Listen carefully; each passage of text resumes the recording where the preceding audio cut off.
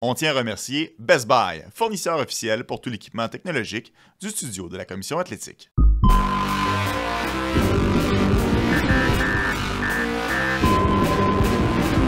Radar, le podcast.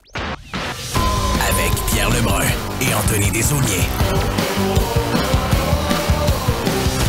5 mars 2025, on le retrouve dans la plus grosse semaine de l'année pour les Insiders de la Ligue nationale de hockey. Comment ça va, Pierre Lebrun? Ça va très bien. Ça va très bien. Je suis sur mon téléphone, c'est pas surprenant. Non, non, puis honnêtement, t'es pardonné. Traînes-tu un chargeur partout où tu vas, au cas où tu manques de piles? Non, je travaille pas mal de la maison, là, mais ça change ce soir. Là, je dois être à TSN ce soir, tard. On a les Leafs on va faire le pre-game. Fait que ce soir, je suis à TSN. Jeudi, c'est à TSN. Vendredi, évidemment. C'est rare, depuis qu'on a installé un studio dans ma maison durant la COVID, je travaille de la maison. Fait que c'est rare là, que je vois en studio. C'est intéressant de faire ça les prochains 3 jours parce que, ça arrive pas souvent. Il va-tu vous rester des choses à dire vendredi? Parce que me semble, là, si on revient avant la Coupe des 4 Nations, il y a eu beaucoup d'actions quand même, Pierre, qui s'est passé dans les dernières semaines. Ouais. Il y a toujours quelque chose la dernière journée. Les équipes paniquent, les équipes font des décisions. Ça ne veut pas dire que ça va être aussi bon que d'autres années, mais il y a toujours quelque chose. C'est 100%. On va regarder ça ensemble, les transactions qui sont passées, les transactions à venir, mais ironiquement, on va commencer avec une signature de contrat. Jake Evans, 4 ans, 2,85 millions de dollars. Les deux parties se sont finalement entendues. Qu'est-ce qui a fait la différence, Pierre? Comment est-ce qu'on a réussi à en venir à une entente entre le clan Hughes et le clan Evans? Ce qui a fait la différence, c'est que je pense que Jake Evans a réalisé qu'il y avait tellement d'intérêt pour ses services sur le marché des échanges que le Canadien, probablement, n'avait pas le choix d'échanger s'il ne signait pas mardi. Vraiment, là, je pense que il est arrivé à Brossard. Je sais qu'il a parlé de Kent Hughes, puis je pense qu'il savait là, que soit qu'il signait ou il s'en allait. Le Canadien s'en allait sur un voyage, puis je pense que ça a été clair pour Jake Evans.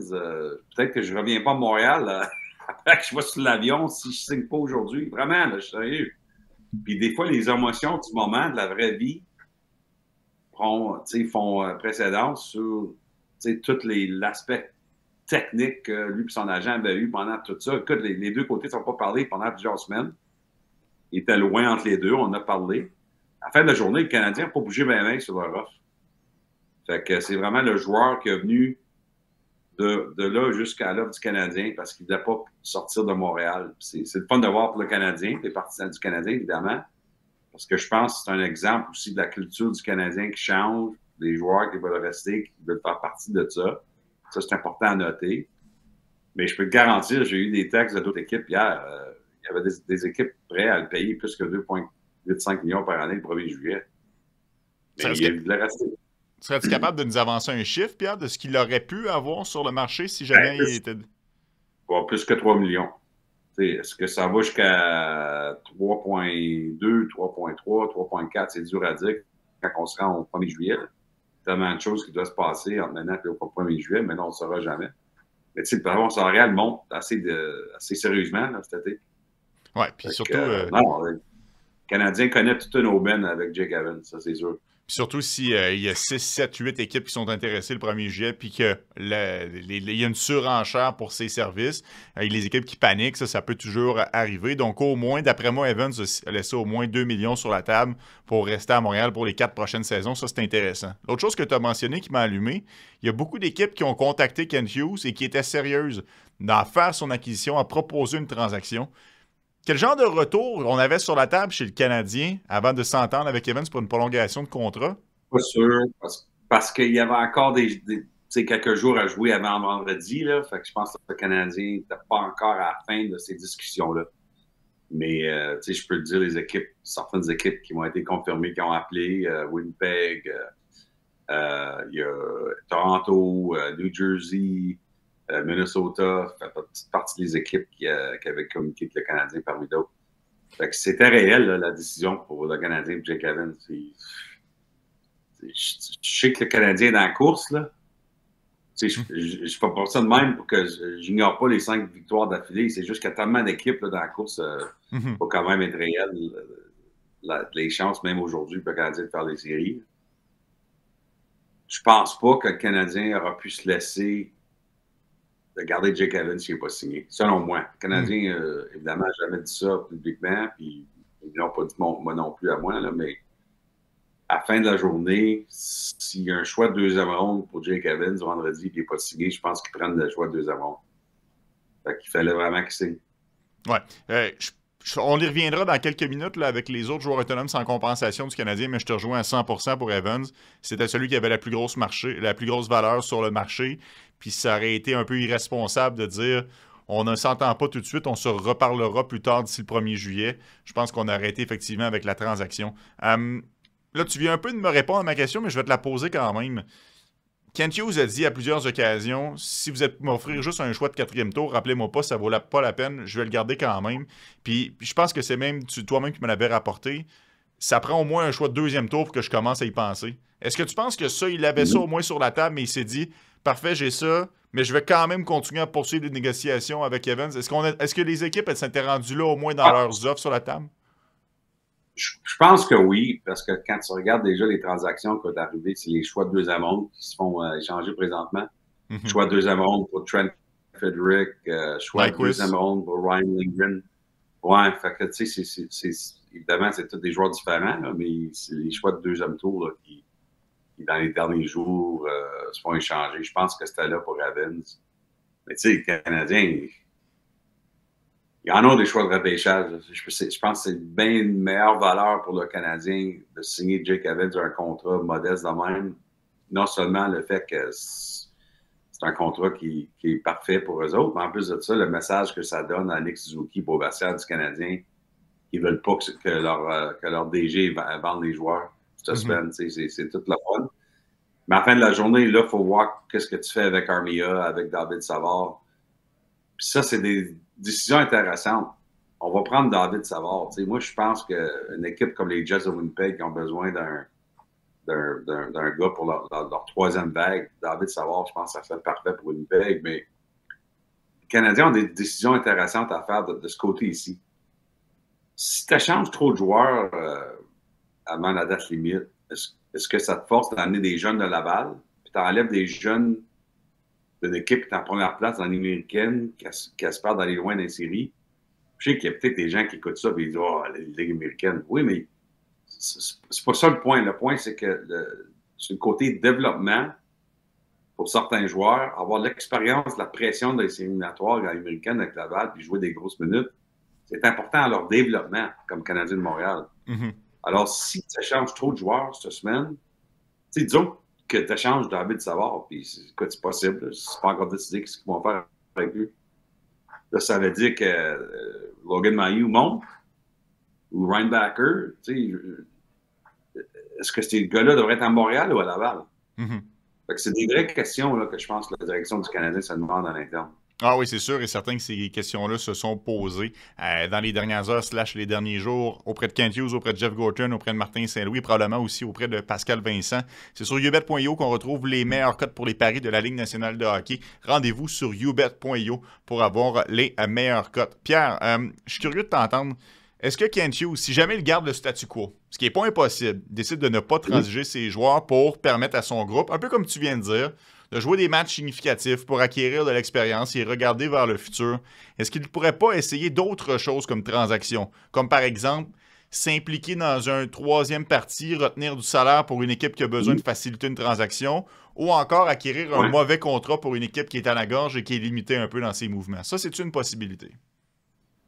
Oui, c'est des possibilités. De ce que j'entends, ça a peut-être été discuté. Ça ne veut pas dire que ça va arriver, mais c'est des possibilités parce que les Canadiens, en fait, ils ont de l'espace de plafond salarial. Alors, ils peuvent, comme New Jersey a fait hier, en s'impliquant entre Edmonton et Boston, c'est possible pour le Canadien. L'autre chose, je ne dis pas que c'est très possible, mais j'ai déjà mentionné avant, mais le Canadien aussi est ouvert à aller chercher un joueur qui est signé passé cette année, qui peut aider l'équipe au mois de septembre. Mm-hmm. S'il y a une façon de faire, on appelle ça en anglais un hockey trade, ça aussi, c'est sur la table, mais évidemment, c'est difficile à ce temps-ci de l'année pour des raisons qui sont évidemment que tout le monde reconnaît, là. Mais ça aussi, c'est sur la table. Ouais, ça, au final, faire une transaction où est-ce que tu donnes des actifs aujourd'hui ou tu donnes des actifs à l'été, si le joueur est sous contrat, ça revient au même. Transaction acheteur pour un joueur de location, moins convaincu, mais est-ce que c'est une possibilité? Tu sais, le Canadien, tu l'as dit, il y a un surplus d'attaquants, pas d'attaquants, mais de choix. On a un beau bassin de choix au repêchage. Est-ce qu'il y a un monde qui existe ou est-ce qu'on transige un Joël Armia, par exemple, parce qu'il peut avoir une certaine valeur et se revirer de bord puis donner un choix peut-être plus tardif pour un remplacement juste pour terminer la saison? Je pense pas que c'est. Écoute, moi, je dis jamais non à rien, là, mais c'est pas quelque chose que j'entends dans les coulisses, disons. OK. Bon, parfait. Ouais. Parlons d'une transaction qui est un fait. Ça va être pas mal plus facile. Trent Frederic est maintenant un membre des Oilers d'Edmonton. Il a été transigé hier dans une transaction à 3 équipes où est-ce que tu viens de le dire, Pierre, les Devils du New Jersey ont retenu 50% de son salaire et les Bruins de Boston reçoivent notamment un choix de 2e tour en retour. Frederic va remplir quand même une lacune importante au sein des Oilers d'Edmonton avec son gabarit, sa vitesse, son grit. Je pense que c'est une belle addition qui coûte pas trop cher, honnêtement. Non, je pense que c'était vraiment, les Oilers ont bien fait là-dessus. Les Oilers ont des gros problèmes maintenant. Ça, on va se rendre dans une seconde. Mais cet échange-là fait beaucoup de sens pour eux autres. Premièrement, il n'y avait vraiment pas ce genre de joueur-là dans leur alignement. Il y avait besoin de quelqu'un pour ajouter le jeu physique, surtout quand tu penses au style de jeu dans les séries éliminatoires. Si tu espères de battre une équipe comme Vegas qui est très physique, je pense que Frederic, c'est vraiment un atout. Puis ça leur coûte juste 575 000 sur le plafond salarial à cause que New Jersey et Boston ont gardé de l'argent. Fait que ça a été du bon travail de Stan Bowman. Ainsi que Mac Jones peut aider la 4e ligne, un joueur d'énergie. Mm-hmm. Le problème avec les Oilers, c'est qu'ils sont complètement perdus défensivement maintenant, comme c'est là. C'est vraiment étonnant de voir comment les Oilers ont sorti des 4 nations. Puis il n'y a rien de magique là, à corriger ça d'ici à vendredi à date limite. Oui, je sais, selon mes informations, que je vais aller chercher un défenseur. Ils vont essayer, mais ça va prendre plus qu'une transaction pour corriger ce qui se passe maintenant avec les Oilers. C'est vraiment, là, ils sont perdus. Ils manquent de confiance. L'entraîneur-chef, après la game encore hier soir, a dit que son équipe est fragile mentalement. C'est vraiment bizarre ce qui se passe avec les Oilers. J'ai encore espoir. Quand tu as Connor McDavid et Leon Draisaitl, j'ai encore espoir qu'ils vont se trouver d'ici aux séries éliminatoires. Là, mais c'est de la vraie vie ce qui se passe avec les Oilers présentement. Ah oui, sauf erreur, Chris Knoblauch a même utilisé le terme passager il n'y a pas si longtemps pour parler de son équipe. Ça regarde pas bien, mais ça m'a amené la réflexion suivante. Est-ce que la Ligue nationale de hockey s'est trompée en plaçant la finale de la Coupe des 4 nations le jeudi et en ayant des matchs dès le samedi après-midi? Il me semble que les joueurs qui ont quand même mis beaucoup d'énergie, c'était des matchs émotifs là, à la Coupe des 4 nations, ils auraient peut-être pu mériter une journée supplémentaire de pause. Si c'était à refaire, penses-tu qu'on décalerait les choses un peu différemment, Pierre? Ben, on verra. Écoute, la prochaine fois que la Ligue va avoir un tournoi de même meilleur contre meilleur, ça va être en 2028 avec la Coupe du Monde, parce que les Olympiques, évidemment, ils ne peuvent pas contrôler le calendrier des Olympiques. Là.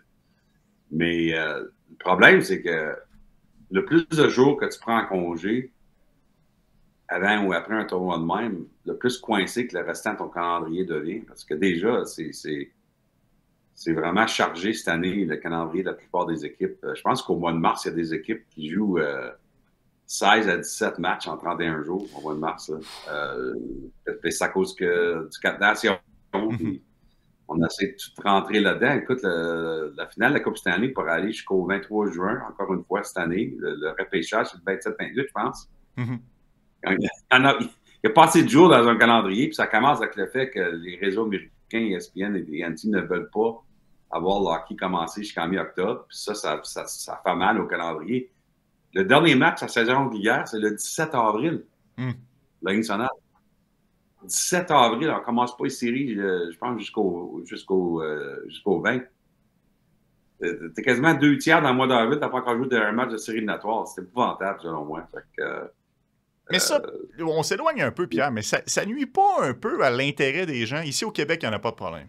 Les gens vont continuer à écouter le hockey, ça jouerait jusqu'en juillet, il n'y en aurait pas de problème. Mais aux États-Unis, là, À un moment donné, là, je comprends bien de ne pas vouloir se mettre dans les mêmes paramètres là, que le baseball à cause des séries éliminatoires, mais rendu en juin, tu n'as plus d'intérêt pour le hockey. Il me semble que tu te tires un peu dans le pied en agissant de la sorte pour la NHL.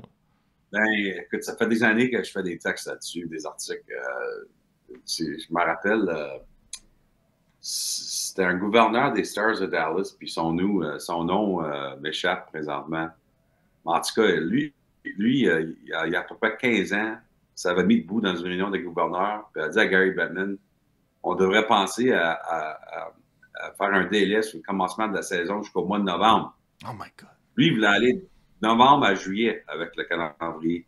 Parce qu'au Texas, avec le football d'école secondaire, c'est gros au Texas, puis ensuite le football de collège, évidemment les Cowboys. Lui, il trouvait qu'il n'y a pas personne qui voulait avoir des matchs de hockey au mois d'octobre à Dallas. Bon, j'ai parlé depuis ce temps-là, puis on m'a dit là, ça a changé parce que Dallas a vraiment développé leur marché de hockey. Ils ont toujours des salles, c'est toujours 50, etc. Fait que là, ils ne pensent pas de la même façon, mais quand même, ça donne un peu une idée dans le sud des États-Unis comment on regarde ça. La réalité, c'est que on devrait commencer la saison régulière à l'entour du 1er octobre. On devrait finir la finale de la Coupe Stanley par le 7 ou 8 juin. C'est ça que ça devrait être. J'ai fait des reportages là-dessus il y a 1 an, mais la Ligue nationale, secrètement, a eu cette conversation avec l'Association des joueurs d'amener un nouveau calendrier avec la nouvelle convention collective qui s'en vient.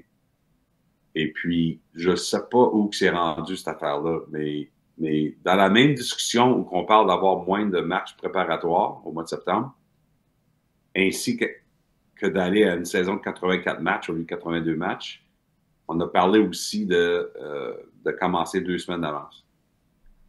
Mais ESPN, c'est un problème. ESPN ont les séries éliminatoires du baseball la première semaine d'octobre. C'est ça le problème là, avec les partenaires. C'est intéressant à surveiller si jamais les choses évoluent au fil des années. Avec l'application League2Go, vous n'aurez plus à courir après votre argent ou encore après des remplaçants. League2Go va s'occuper de tout. Vous pouvez vous concentrer sur le jeu. Pierre, de façon générale, on peut regarder les choses, les différents joueurs qui vont devenir joueurs autonomes sans compensation avec les équipes qui sont dans le bas du classement. C'est assez facile de faire l'équation. Bon, tel joueur va être disponible, tel joueur va être disponible. C'est plus compliqué lorsqu'il s'agit des Islanders de New York. Lou Lamoriello a sa façon à lui d'opérer et un joueur comme Brock Nelson, qui est joueur autonome sans compensation, on en est où dans son cas? Parce que moi, de l'extérieur, c'est une évidence qu'il devrait être transigé. Mais c'est pas, il n'y a rien de plus sûr que ça, là. Ben, j'ai fait une entrevue avec Lou Lamoriello la semaine passée. Et puis, évidemment, je lui ai demandé au sujet de Brock Nelson. Je pense que si tu connais Lou, ça fait 30 ans que je le connais, il ne va jamais partager ses secrets, mais j'ai demandé quand même. Puis, qu'est-ce qu'il a dit, c'est que Brock Nelson, c'est un joueur très important pour les Islanders.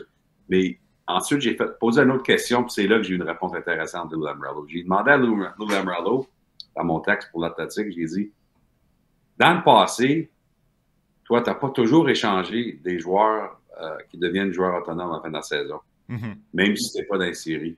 Des fois, oui, des fois, non, mais pas toujours. Puis il m'a répondu, tu as raison. Ça fait partie de mon résumé, ça. On verra.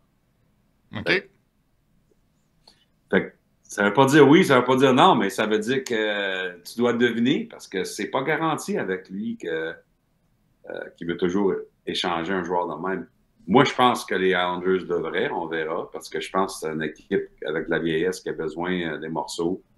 Mais qu'est-ce qui est drôle, c'est qu'hier soir, les Jets jouaient les Islanders à New York.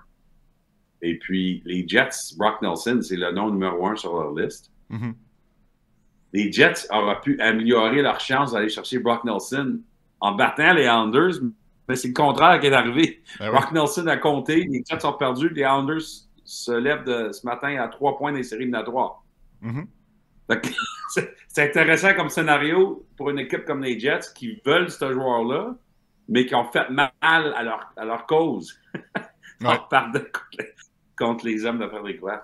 On verra ce que Lou décide. Écoute, les équipes appellent, mais Lou Lamoriello, je peux te dire, mes informations de hier, en tout cas, c'est qu'elle ne va pas encore décider. Tu sais, je peux comprendre un directeur général qui veut faire la ligne dure avec ses homologues. Parce que si au final, à chaque fois que tu mets un prix, mettons, je dis un choix de premier tour pour un joueur X là, qui n'existe pas, c'est pas important, et que finalement, plus que la date limite de transaction arrive, je vais plier puis je vais le laisser partir pour un choix de troisième tour et un espoir marginal. Au final, les autres DG vont le savoir qu'à la longue, je vais plier. Fait que si ça arrive puis que la Moriello veut jouer la ligne dure pour garder son prix, j'ai pas de problème. Un exemple qui me vient en tête, il y a plusieurs années à Montréal, justement avec les Islanders, Tomáš Vanek était passé pour Sébastien Kohlberg et un choix de deuxième tour.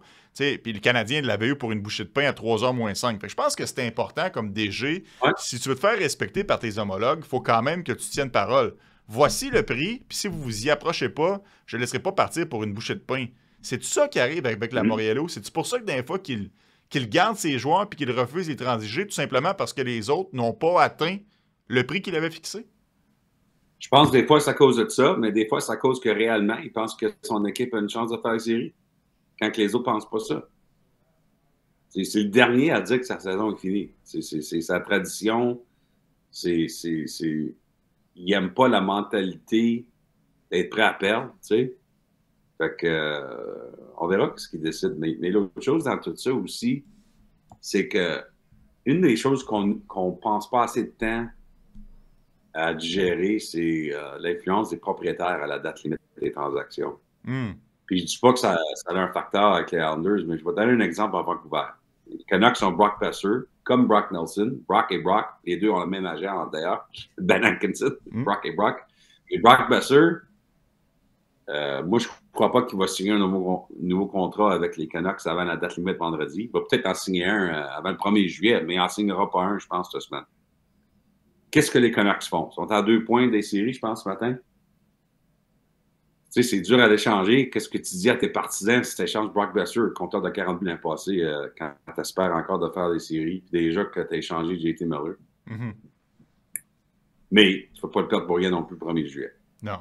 C'est là que j'amène l'aspect du propriétaire. Je sais qu'il ne sera pas content, je dirais ça publiquement, mais je vais le dire. Tu sais, Francesco Aquilini, propriétaire des Canucks, ça vaut quelque chose, 2 matchs des éliminatoires. C'est de la vraie argent, ça. Fait que dans tout ça, il y a peut-être une pression au niveau du propriétaire qu'on doit garder Besser parce que ça vaut quelque chose de faire des séries, même si on se fait planter en première ronde. Mais des fois, quand tu regardes l'aspect de la date limite, juste à travers des yeux du DG, tu dis c'est quoi la meilleure chose de faire avec Brock Besser? Je me fais offrir un bon jeune joueur, puis un choix de deuxième ronde. Peut-être ça, c'est mieux pour les Canucks l'année prochaine. Mais c'est peut-être pas mieux pour les Canucks maintenant, financièrement. Fait que je pense qu'on oublie souvent de faire cette analyse-là dans ce qu'on voit à la date limite des transactions. Puis d'ailleurs, ça fait partie peut-être des discussions avec le Canadien, Jeff Moses. Je veux dire, on a vu comment le Centre Bell était incroyable pour les 4 nations. Et Jeff Molson était là. Tu peux pas me dire qu'il ne s'est pas dit dans sa tête hey, on a une chance de rentrer cette année. Même si on perd rentrer en ronde, ça sera le fun de rentrer. Tu sais. Clairement, c'est une réalité, Pierre. Est-ce que ça arrive une fois de temps en temps ou c'est assez fréquent qu'un propriétaire va débarquer pour passer un coup de téléphone soit au président ou soit à son directeur général pour dire « Hey, voici la direction que j'aimerais qu'on prenne pour des raisons financières qui sortent d'un contexte hockey. » Ça, c'est-tu régulier dans la NH? Ça dépend sur l'équipe. Moi, de ce que je sais, je sais que Jeff Molson est très respectueux du travail de Jeff Gordon et Kent Hughes, puis il ne se mêle pas trop dans les choses. Mais je peux te dire qu'en Caroline, on ne pense pas qu'il s'en cache, là, fait que c'est pas des gros secrets que je partage, mais Tom Dundon est là-dedans chaque jour. Tom Dundon, il a des opinions, puis il veut savoir ce qui se passe, puis c'est pour ça que l'affaire de Mikko Rantanen est tellement intéressante. C'est parce que la plupart des équipes, s'ils vont aller chercher Mikko Rantanen le 24 janvier à ce prix-là, se rendent compte que même s'ils n'ont pas signé par le 7 mars, la même idée existe le 24 janvier qui existe le 7 mars. C'est le meilleur joueur location de plusieurs années dans la Ligue nationale. On va essayer d'aller gagner dans l'Est. Le problème, c'est que c'est pas sûr que cette logique-là fonctionne avec Tom Dundon. Moi, je pense que Tom Dundon est frustré qu'on n'a pas encore signé Rantanen un nouveau contrat. Alors, qu'est-ce que ça veut dire dans les prochains 48 heures s'il ne signe pas? Et moi, je ne crois pas qu'il écoute, j'ai peut-être tort, mais je ne crois pas de ce que je sais qu'il est prêt à signer maintenant. Ça ne veut pas dire qu'il ne sera pas prêt à signer maintenant que le 1er juillet, là, mais il vient juste d'arriver là. Puis je ne blâme pas le gars s'il n'est pas prêt à signer pour 8 ans avant vendredi à 15 h. Mais qu'est-ce que le propriétaire de Hurricanes va décider là-dedans? C'est ça qui est intéressant. C'est ça que les autres équipes ont hâte de voir. Est-ce que ça peut expliquer pourquoi Don Waddell est parti?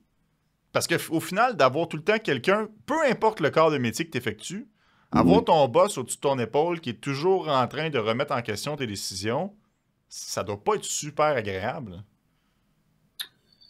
C'est dur à dire. J'ai jamais entendu Don Waddell dire ça. Je pense que dans son cas, c'était le temps. Là. Je veux dire, il a passé 10 ans, je pense, en Caroline. Des fois, c'était le temps. Puis, il a tellement une offre intéressante des Blue Jackets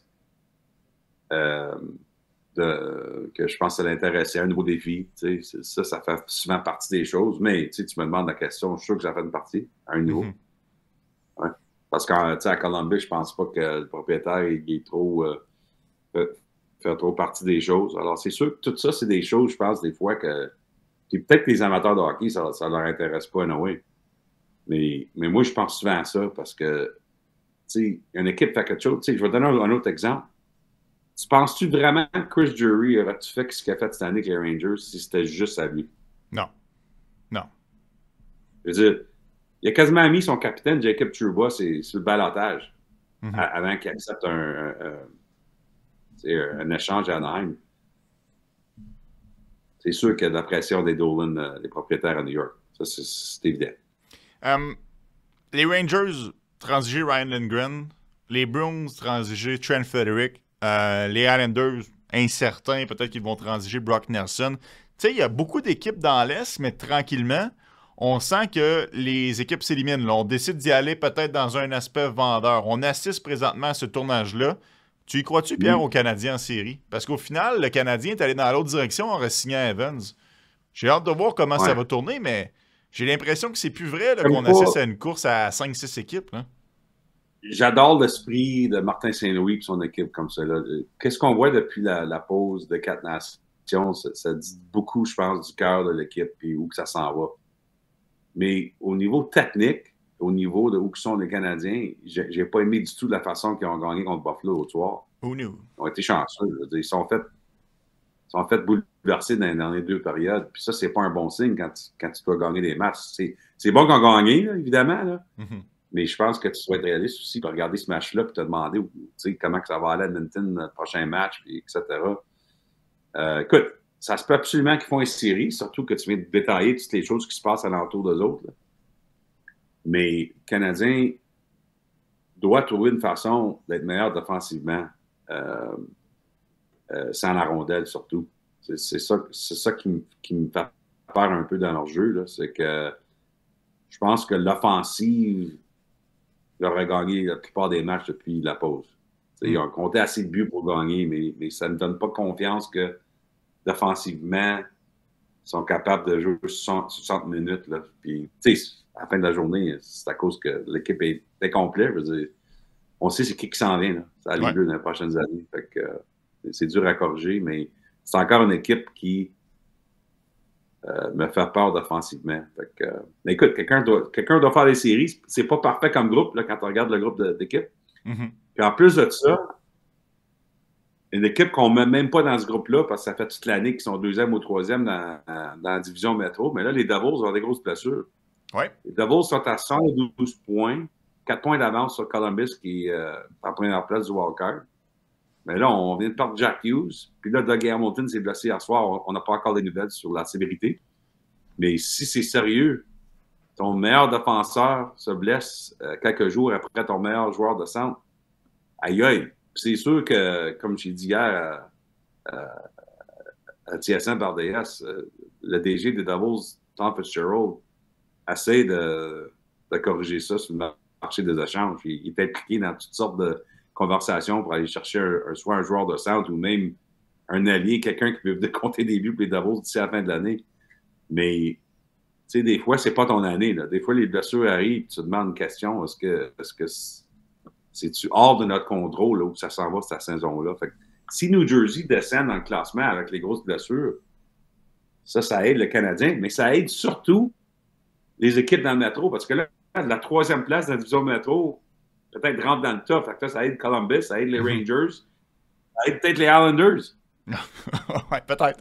Ce qui est fascinant, parce qu'on a tenu ce discours-là toute la saison pour la troisième place dans l'Atlantique, et on disait que dans la métropolitaine, c'était réglé, et là, finalement, on assiste peut-être à l'inverse pour le dernier droit de la saison.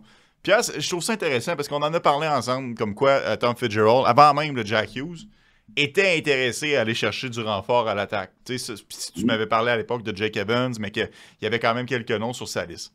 Y a-tu un gentleman agreement dans la Ligue nationale de hockey? Je m'explique. Tom Fitzgerald a des négociations avec un autre DG pour un joueur à l'attaque.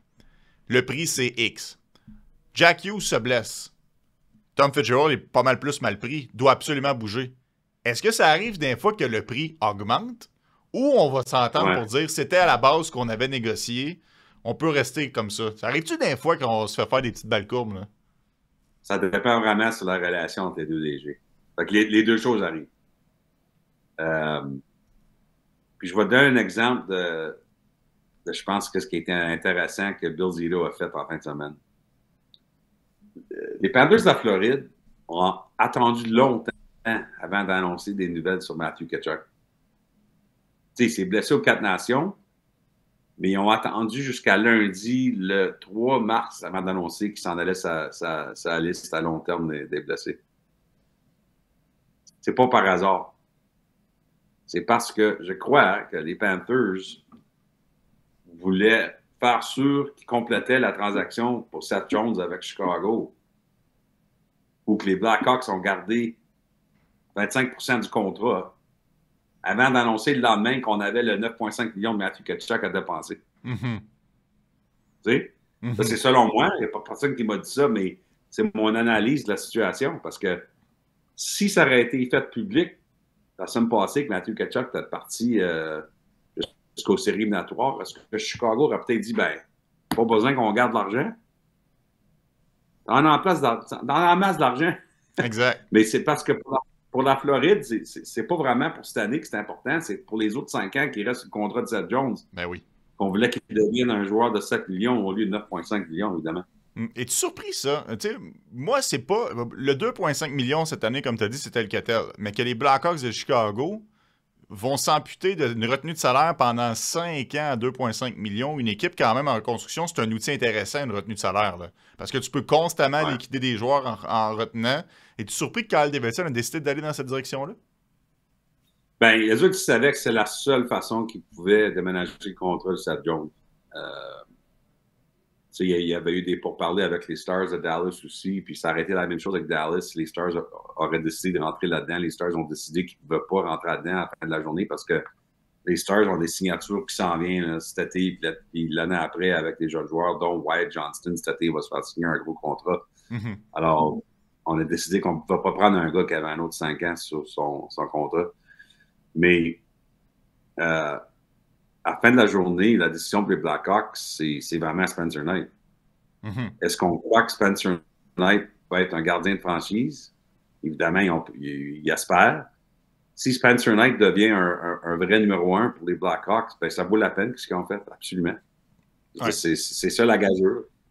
En tout cas, les Blackhawks espèrent qu'il va avoir toujours les mêmes performances que lors de son premier match contre les Kings de Los Angeles, où il a repoussé de mémoire 41 rondelles. C'était le Spencer Knight qu'on nous a vendu lorsqu'il a fait son entrée dans la Ligue nationale de hockey. Le gars qui a été repêché au premier tour, c'est ce gars-là, au final, qu'on a acquis du côté des Hawks. C'est ça qu'on veut avoir dans notre équipe. Oui, absolument.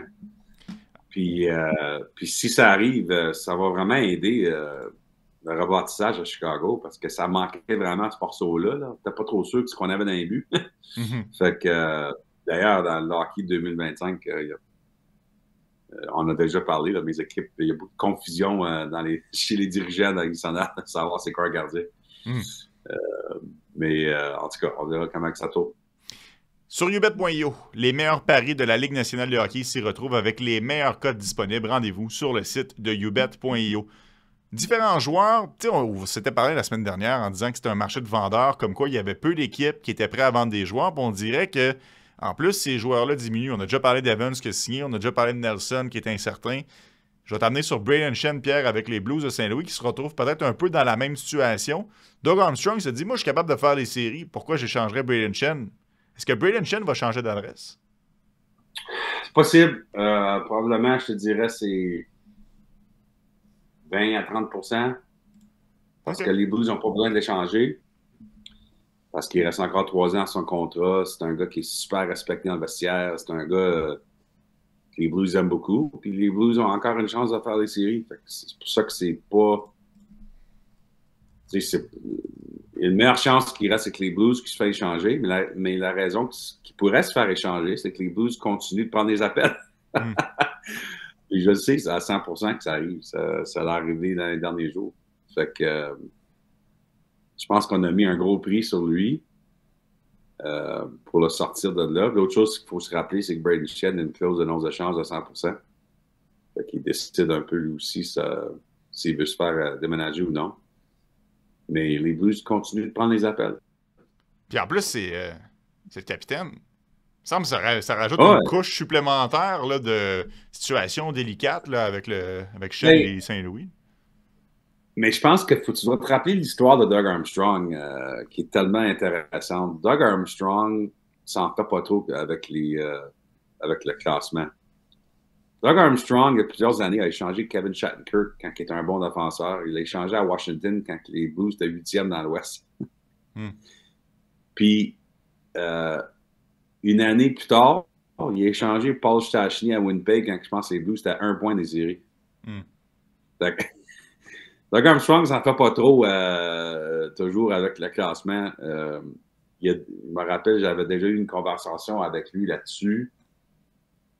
Puis il m'a dit que c'est toujours que ce qui est important pour lui, c'est est-ce que je pense vraiment que j'ai une équipe qui rentre dans les séries puis qui s'en va loin dans les séries? C'est ça qui influence la date limite des transactions. Pas juste de faire les séries. Oui, ils peuvent faire les séries, mais est-ce que je peux gagner dans les séries? Ouais.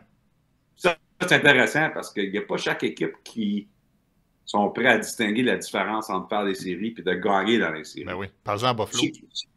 Je sais que les gens se demandent c'est quoi la différence. La différence, c'est que il y a certains marchés, comme Columbus, faire des séries cette année, ça serait une histoire incroyable.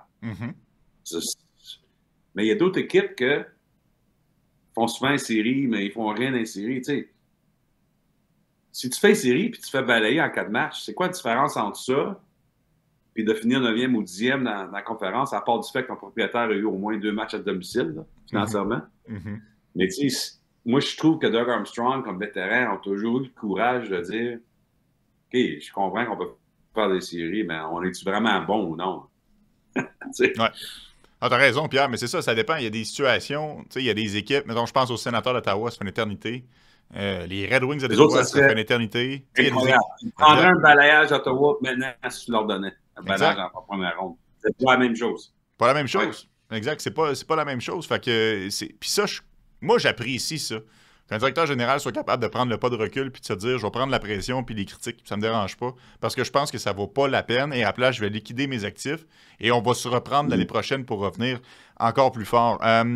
Autre joueur. N'oublie pas, oui, l'autre chose qu'on oublie toujours d'en parler, mais c'est que Doug Armstrong a déjà annoncé ses plans, lui, pour l'avenir.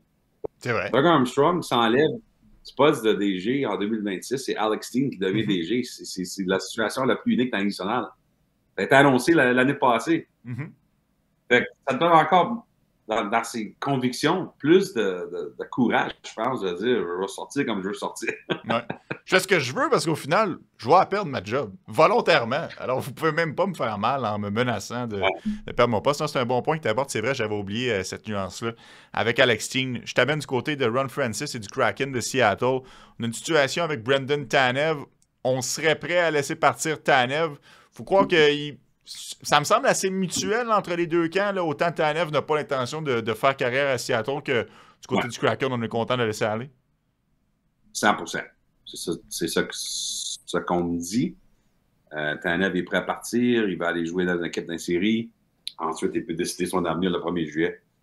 Fait que, ce que j'ai sorti hier, c'est que les Kraken aussi ont dit aux équipes qu'ils sont prêts à garder 50% le reste de son salaire pour aider les équipes qui n'ont pas beaucoup d'espace de plafond salarial à le prendre. Fait qu'on verra bien. Écoute, pas mal toutes les équipes que tu peux penser là, qui aspirent à la Coupe ont appelé Seattle au sujet de Tanev. Évidemment, l'autre joueur de location qui a joué son premier match en 2 mois hier soir, c'est Yannick Gourde, le Québécois. C'est important, je pense, pour tout le monde qui est là-dedans que Yannick joue hier soir. Il y a bien des équipes qui regardent ça tout proche. Il a bien joué, d'ailleurs.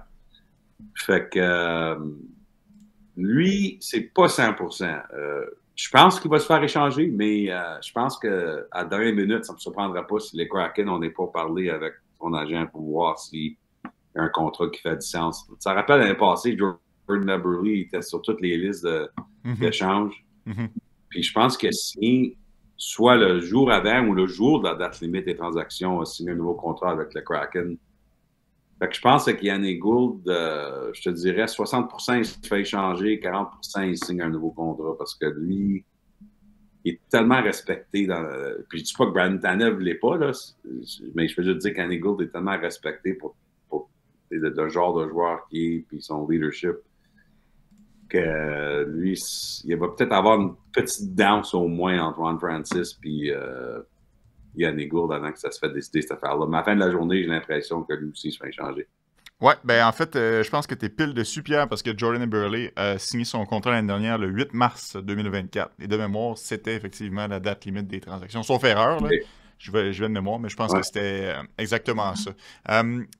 Peut-être du renfort à l'attaque du côté de l'Avalanche du Colorado. On a échangé Mikko Rantanen, Martin Necas fait le travail, mais on sent que le groupe d'attaquants a encore besoin d'aide, un peu plus d'essence dans le réservoir. Ça pourrait pas nuire, Pierre? Oui, absolument. L'Avalanche, de ce que j'entends, c'est d'aller chercher un autre joueur d'avant. C'est une autre équipe, je pense, qui aimerait ça savoir qu'est-ce que Lou Lamoriello va faire avec Brock Nelson. Mais si c'est pas Brock Nelson, quelque chose. Je veux dire, l'Avalanche croit vraiment qu'on doit aller chercher un joueur d'avant. Puis là, à ce point-ci, l'Avalanche, Chris McFarland, ils ont fait tellement de choses cette année. Ils ont changé les 2 gardiens. Ils ont été chercher Ryan Lindgren, qui amène la robustesse à la défense. Tu dois continuer le plan parce que tu as fait tellement de moves là, que tu devrais tout de même finir toutes tes pensées que tu vas essayer de gagner cette année. Fait que, ils vont tout faire, je pense, pour aller chercher un joueur d'avant. Peut-être que c'est pas au niveau de Brock Nelson à la fin de la journée, mais au moins quelque chose, oui. Fait que, eux autres, ça va être intéressant. Oui, ils ont le bras dans l'engrenage, disons-le comme ça. Puis à un moment donné, tant qu'à y aller, aussi bien d'y aller au complet. C'est pas une transaction, mais c'est une nouvelle à la dernière minute qui est tombée du côté de Columbus. Mathieu Olivier, 6 ans à 3 millions par année. Une belle signature, honnêtement, pour Mathieu Olivier. Moi, c'est plus que ce que j'avais anticipé. On s'était amusé parce que j'avais vu les rapports d'Aaron Portzline qui disaient que c'était très près là, avec Don Waddell. Je pensais que ça serait plus dans l'entour du 2,5. Tu es surpris à 3 millions, Pierre, ou c'est peut-être le facteur Columbus qui fait en sorte qu'il a fallu peser plus fort sur le crayon? Je pense que c'est plus oui, je suis un peu surpris, mais je pense que c'est plus le facteur que c'est un joueur tellement unique. Tu sais, c'est comme Tom Wilson Light, puis peut-être on verra où sa carrière s'en va, mais c'est tellement rare des joueurs. Puis il connaît toute une belle saison, Mathieu, que je pense que les Blue Jackets pensent que ça va continuer son développement. Il peut compter des buts, il peut se battre, jeu physique, leadership. Il y a tellement de qualités uniques qu'il n'y a pas bien de joueurs comme lui dans la Ligue aujourd'hui. Fait on pensait vraiment qu'on ne pouvait pas le remplacer. Puis, on l'adore. Je veux dire, c'est un joueur qui est absolument adoré à Columbus. Fait que, on l'a surpayé, peut-être, mais à la fin de la journée, c'est le genre de joueur qui est tellement difficile à remplacer. Fait que, puis d'ailleurs, les Blue Jackets, c'est pas une raison de le faire, là, mais les Blue Jackets, le Blue Jackets, ça va être du travail pour se rendre au minimum du plafond salarial cet été. Ça monte, là. Puis les Blue Jackets doivent dépenser de l'argent pour se rendre là. C'est pas la raison qu'ils ont donné 3 millions, mais je veux juste te dire que s'il y a une équipe qui peut peut-être un peu surpayer pour un gars qui reste, c'est surtout les Blue Jackets. Oui, puis il fait partie vraiment intégrante de cette équipe-là. Sans dire que c'est l'âme de l'équipe, je n'irai pas jusque-là, là. Mais c'est un joueur important, clairement, qui contribue au succès de son club. Bon, là, évidemment, Pierre, toi, tu triches un peu parce que tu as des informations, puis tu parles aux agents puis aux GM. Mais si je t'avais dit, il y a une semaine, que Olivier signerait plus que Evans, aurais-tu cru? J'aurais mis pas mal dans la même région. OK. De ce que je savais dans le temps. Ouais. Qu'est-ce que j'aurais pas prédit, c'est 6 ans pour Olivier. Probablement que j'aurais dit 4 ans pour les deux. OK. Fait que c'est plus ça la partie qui m'a surpris, c'est 6 ans. Ouais. OK. Est-ce qu'on a des nouvelles d'Ivan Provorov? On s'en est parlé ensemble la semaine dernière. Est-ce que Waddell s'est fait une meilleure tête dans quelle direction il veut aller? Je pense que c'est probable qu'on le garde, malgré du fait que les pourparlers entre l'agent de Provorov et Dan Waddell, de ce que j'entends, sont pas proches du tout d'un nouveau contrat. Mais je pense que les Blue Jackets, ça prendrait une équipe de vraiment surpayer pour Provorov pour que Dan Waddell le change, disons. Alors, je ne suis pas prêt à dire 100% qu'il va rester là, mais je te dirais 90% qu'il va rester avec les Blue Jackets. Puis les Blue Jackets vont essayer de se reprendre avec l'agent d'ici le 1er juillet. Mais je pense que il joue 23 minutes par soir. L'équipe a une chance de faire les séries. Puis l'aspect émotionnel, c'est quoi le message que tu envoies à ton vestiaire après tout ce qu'ils ont fait cette année pour surprendre la Ligue avec leur effort? Qu'est-ce que tu leur dis si tu le changes? Écoute, ça serait une conversation différente si les Blue Jackets seraient 4 points derrière, franchement. Oui, c'est sûr. Vraiment, les victoires depuis la 4 nations sont réelles là, pour les Blue Jackets. C'est la vraie vie, là, cette affaire-là. Fait que c'est le fun. Je pense que tout le monde a leur équipe là, parmi les partisans de la Ligue nationale. Évidemment, nous autres, c'est tous des partisans du Canadien qui nous écoutent. Mais je te dirais que presque tout le monde a une deuxième équipe cette année. Ouais. C'est les Blue Jackets de Columbus. Ah, ça, c'est bien dit, Pierre. Puis tu as 100% raison. Autant je serais content que le Canadien fasse les séries pour des raisons évidentes. Si le Canadien ne fait pas les séries, c'est sûr que je vais me ranger derrière les Blue Jackets de Columbus si, évidemment, ils y parviennent. Pierre, bonne chance d'ici vendredi. Je le sais que c'est une grosse période, que tu es occupé pas mal. Bon téléphone, fais des appels en masse. Puis c'était des informations, ça va être le fun de les entendre la semaine prochaine à Radar. Je te souhaite un bon trade deadline, mon ami. Oui, puis on va tout parler de ça la semaine prochaine. Ah, c'est sûr, c'est sûr. En attendant, rendez-vous sur ubet.io pour les meilleures cotes pour parier sur les matchs de hockey de la Ligue nationale, ubet.io. Puis je vous laisse avec un extrait de processus. Salut Pierre. Tu peux te garocher le 1er juillet, aller chercher la saveur du mois, exemple Sam Bennett, puis dire on va lui donner 8 ans, 64 millions, parce que c'est une affaire de même qui va aller chercher le gars. La réponse est non, non et non. Le gars est trop vieux. Bon. L'autre option, c'est d'aller chercher un vétéran à court terme pour maximum 2 ans. Intéressant. Michael Granlund est le genre de gars qui accepterait un contrat de 2 ans. Je pense. Je présume.